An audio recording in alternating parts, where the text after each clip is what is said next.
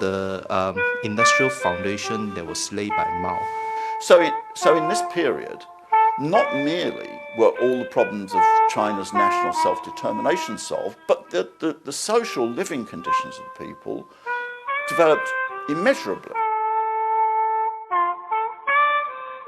The industrial foundation that was laid by Mao during his 30 years in power, that was later proved to be quite important for China to reform. So these were several aspects that I would think to be the continuity of the Chinese Communist Party's rule of China.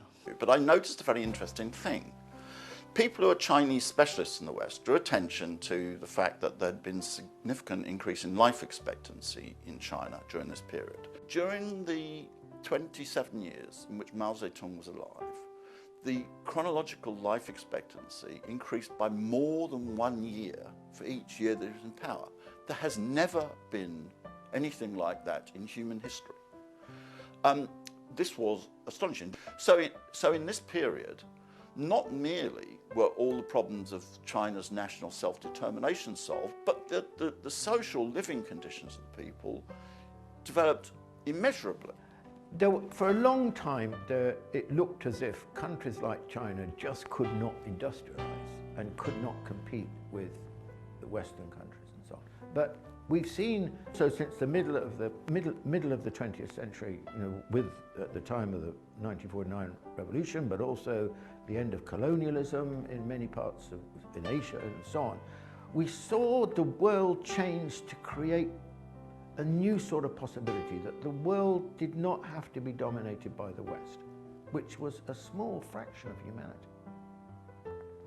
We could see that possibility. Looking back now, we can see that possibility opening up from, this is why a crucial period is the end of the Second World War. And now, with China's success with the reform period and so on, what that means is that a huge country like China can go from great backwardness to economic modernization and vitality and dynamism. More emphasize the rights of women, right? Female right. More emphasize, the new system, right? He more help to spread the industrial capacity, even like especially the third front project.